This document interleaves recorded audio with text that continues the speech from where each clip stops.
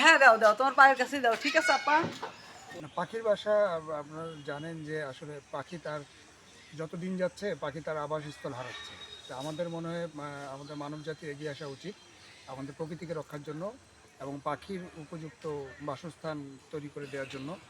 তো উপজেলা পরিষদ থেকে পাখির বসবাসযোগ্য আবাসস্থল তৈরি করার জন্য আমরা কিছু কাজ হাতে নিয়েছি। তারই একটি অংশ হিসেবে পাখির বাসা প্রায় 1000 পাখির বাসা স্থাপন করা হচ্ছে, যাতে আমাদের এই প্রকৃতি আবার আগের রূপে ফিরে আসে। পাখিরা যেন তাদের অভয়াশ্রম মনে করে এই উপজেলা পরিষদকে, একই সাথে সরকারি কলেজ, ইউনিয়ন পরিষদ এবং আমাদের যে অন্যান্য যে সরকারি কর্মস্থলগুলো আছে সেগুলোকে আমরা পাখির অভয়ারণ্য হিসেবে আমরা দেখতে চাই।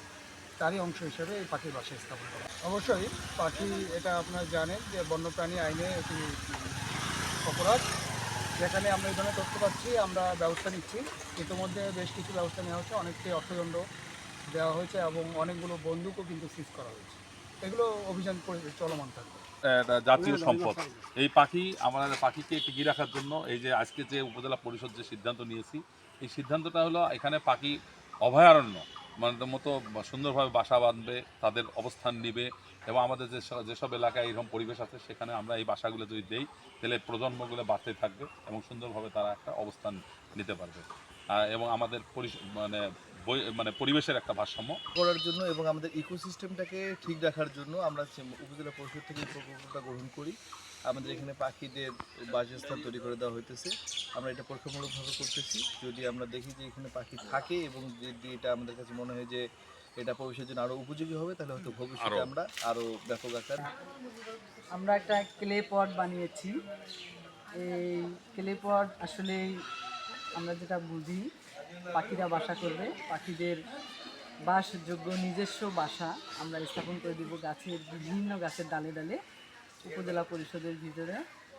তো আমরা মিস করছি আমাদের ইউনো স্যারকে, আমাদের ইঞ্জিনিয়ার স্যারকে, আমাদের প্রাণী সম্পদ লাকিলি ভাইকে পেয়ে গেছি। ভাই আমাদের সঙ্গে শখের বসে একটা সাক্ষাৎকার হচ্ছে আমাদের, এটা জাস্ট শখের বসে, এটা না ছাড়া হবে না, কারো জানানো হবে। তাই যাই হোক, আমরা আসলেই লাকি যে আমাদের পীরগাছা উপজেলা পরিষদ চত্বর থেকে এই উদ্যোগটা নেওয়া হয়েছে। এটা ইউনো স্যারের পার্সোনালি একটা উদ্যোগ ছিলেন যে আমি এটা করবো, কেমন হয় দেখি। তাই স্যার নতুন একটা প্রকল্প হাতে নিয়েছেন। আমরা 3 জন কমিটিতে সদস্যভুক্ত আছি।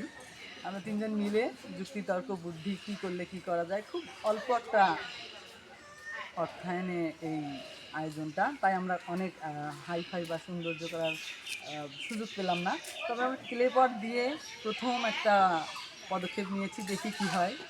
তারপর যদি এখানে আমাদের পাখিরা ভালোবেসে বাসায় ঢুকে যায় বা নিরাপত্তা খুঁজে পায়, তাহলে আমরা ওদের জন্য আরও ভালো কোনো অ্যারেঞ্জমেন্ট আগামীতে রাখবো। সেটা হতে পারে আসসালামু আলাইকুম প্রিয় দেশবাসী, আমি প্রভাষক রফিকুল হাসান, পীরগাছা মহিলা কলেজ। আমরা পীরগাছা থেকে বলছি। আমরা পীরগাছায় প্রতিবেশ রক্ষার্থে একটা বিশেষ কর্মসূচির আজকে উদ্বোধন করতে যাচ্ছি। আপনারা দেখতে পাচ্ছেন আমাদের হাতে হাতে একটা বিশেষ হাঁড়ি। আপনাদের প্রশ্ন জাগতে পারে হাঁড়িগুলো কিসের? পাখি আমরা সবাই জানি পাখি আমাদের পরিবেশের খুব গুরুত্বপূর্ণ বন্ধু। পাখি পরিবেশের ক্ষতিকারক পোকামাকড় খেয়ে আমাদের ফসল রক্ষা করে এবং পরাগায়নে ভূমিকা পালন করে। সেই পাখি আজকে বিলুপ্তির পথে, সেই পাখি আজকে সংকটাপন্ন। দোয়েল আমাদের জাতীয় পাখি, আমরা জানি সেই দোয়েলের অবস্থা খুব বেশি ভালো নয়। পাখির আবাস সংকট, খাদ্যের সংকট, বিভিন্ন কারণে পাখি আজকে অস্তিত্ব সংকটে। সেই পাখির বৃদ্ধির লক্ষ্যে, পাখির প্রজনন বৃদ্ধির লক্ষ্যে আমরা পীরগাছায় পাখির বাসা বিতরণ কর্মসূচি আজকে উদ্বোধন করতে যাচ্ছি। আমরা পীরগাছা ইউনিয়নের বিভিন্ন জায়গায় আমরা পাখির বাসা লাগাবো। এই বাসাগুলোতে পাখি বাসা করবে, ফলে পাখির সংখ্যা আশা রাখি আমাদের বৃদ্ধি পাবে, আমাদের পরিবেশের রক্ষা পাবে। আমাদের প্রতিবেশ জীববৈচিত্র্য রক্ষার ক্ষেত্রে এই কর্মসূচি আশা রাখি বিশেষ ভূমিকা পালন করবে। দেশবাসীর প্রতি আমাদের উদাত্ত আহ্বান থাকবে, আপনারা পরিবেশ রক্ষা করুন, পাখি রক্ষা করুন, জীববৈচিত্র্য রক্ষা করুন। পরিবেশ রক্ষায় আপনারা সবাই নিজ নিজ অবস্থান থেকে ভূমিকা রাখবেন। খোদা হাফেজ।